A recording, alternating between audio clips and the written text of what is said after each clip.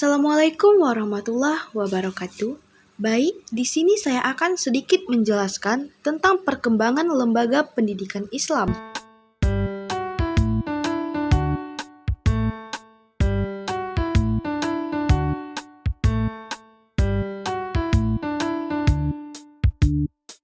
Nah, di sini ada pembahasan tentang masjid negara sebagai lembaga pendidikan. Seperti yang sudah kita ketahui, masjid sudah lama dimanfaatkan sebagai lembaga pendidikan Islam oleh Nabi Muhammad SAW, para sahabat, tabi'in, bahkan sampai sekarang. Masjid dijadikan lembaga pendidikan Islam karena memang tempat ini adalah tempat yang sangat strategis untuk mengkaji ilmu umum, terlebih ilmu agama. Nah, lembaga pendidikan Islam formal di Indonesia saat ini terbagi menjadi 3. Yang pertama itu ada pondok pesantren, yang kedua itu ada madrasah. Madrasah terbagi menjadi 3, yaitu madrasah ibtidaiyah, yang kedua itu ada madrasah sanawiyah, yang ketiga itu ada madrasah aliyah. Nah, yang terakhir itu ada perguruan tinggi, misalnya IAIN, yang dimana IAIN adalah Institut Agama Islam Negeri maupun swasta. Di sini ada 2 gambar pesantren, tempo dulu dan tempo sekarang. Seperti kita ketahui, madrasah itu terbagi menjadi 3, yaitu madrasah aliyah, yang dimana madrasah aliyah adalah sekolah menengah atas. Sedangkan madrasah sanawiyah itu adalah sekolah menengah pertama. Dan yang terakhir itu adalah madrasah ibtidaiyah, yang mana madrasah ibtidaiyah itu adalah sekolah dasar. Yang terakhir itu ada perguruan tinggi, yang dimana perguruan tinggi itu biasa disebut dengan Universitas Islam, ada negeri maupun swasta. Nah, dari beberapa masjid di sini kita akan mengambil tentang masjid di Kesultanan Samudra Pasai yang dipimpin oleh Samudra Pasai. Di Kesultanan Aceh Darussalam, Sultan Iskandar Muda sangat memperhatikan pengembangan pendidikan dan pengajaran agama Islam. Ia juga mendirikan masjid seperti Masjid Raya Baitur Rahman yang megah di Banda Aceh dan beberapa masjid di daerah lain. Dia dan sultan sebelumnya, Sultan Riayat Shah, mengambil ulama sebagai penasihatnya. Antara lain yang tak bukan adalah Hamzah Pansuri dan Syamsuddin Ad-Sumatrani. Tradisi Aceh banyak terdapat ulama terkenal yang sangat berjasa menyebarkan dan mengembangkan ilmu pengetahuan Islam di Nusantara.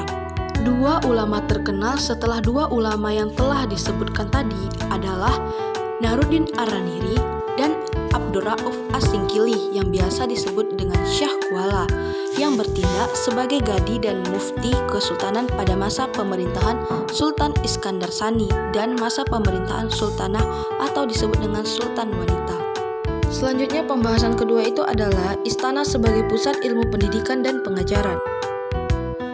Perkembangan lembaga pendidikan dan pengajaran di Masjid Kesultanan biasanya sangat ditentukan oleh dukungan penguasa.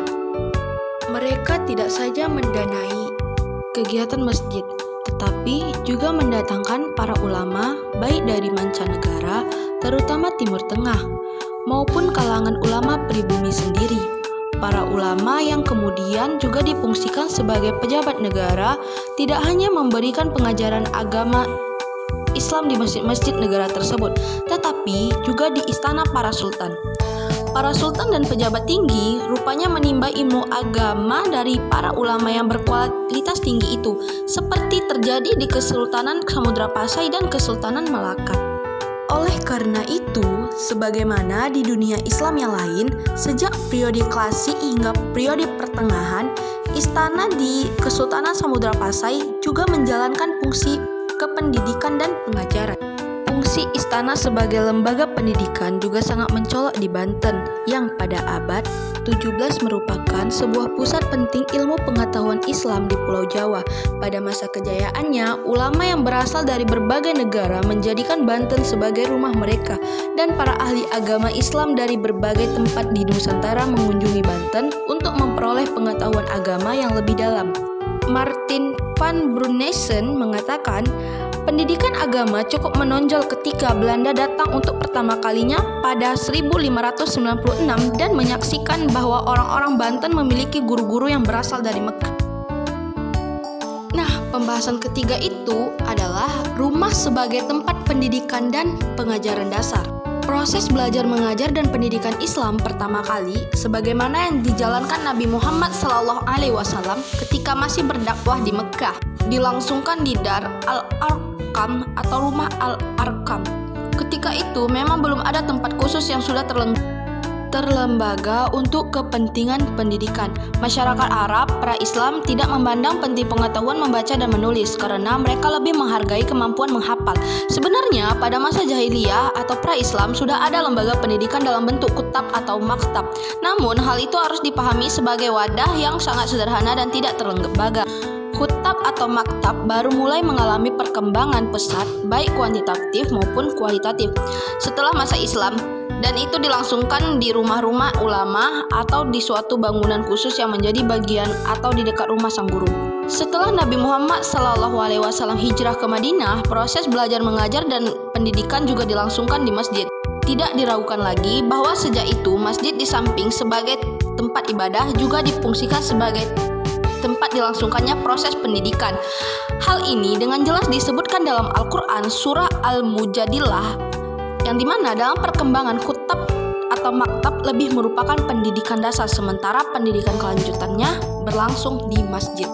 Di samping masjid kesultanan yang didirikan para penguasa, banyak masjid juga berdiri di pusat-pusat pemukiman penduduk. Sebagian besar masjid tersebut didirikan oleh anggota masyarakat muslim sendiri dan dikelola secara seadanya, sebagaimana di masjid-masjid negara dan masjid-masjid di pemukiman. Masjid yang berada di pemukiman penduduk yang dikelola secara seadanya oleh masyarakat inilah yang umumnya menjadikan fungsi pendidikan dan pengajaran untuk masyarakat umum secara intensif. Disinilah demokratisasi pendidikan seperti terjadi di Malaka dan kemudian di Johor, Aceh Darussalam, Minangkabau, dan Palembang. Menasah berfungsi sebagai tempat menginap pria yang sudah dewasa, yang singgah di sana dan tidak menikah di kampung atau di kampung itu. Menasah diperuntukkan pria atau pria asing dari luar maupun pria yang ibunya tinggal di kampung. Menasah berfungsi sebagai tempat bermalam para ule balang apabila berpergian bersama panglimanya. Selain itu, menasah berfungsi sebagai tempat musyawarah.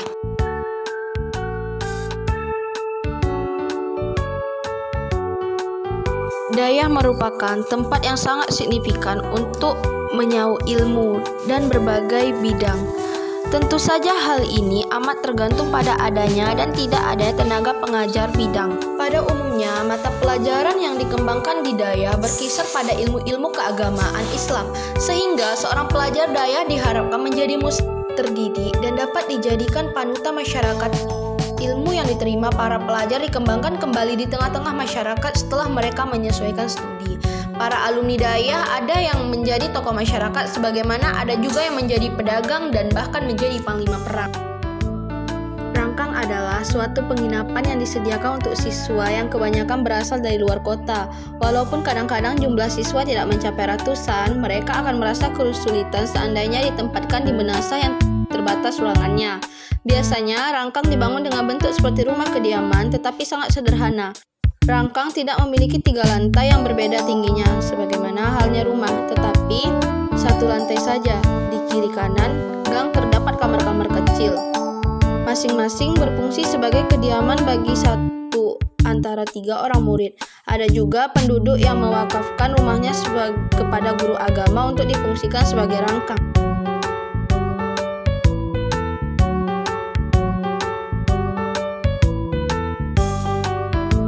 Surau merupakan lembaga pendidikan tertua di Minangkabau. Bahkan ada beberapa pendapat yang menyebutkan bahwa sebelum Islam masuk ke Minangkabau, surau sudah ada. Dengan datangnya Islam, surau juga mengalami proses islamisasi tanpa harus mengalami perubahan nama. Selanjutnya, surau semakin berkembang di Minangkabau. Surau juga mengalami perkembangan dari masa ke masa, tetapi tidak seperti Aceh dan Jawa sebagaimana akan terlihat nanti namanya tetap surau.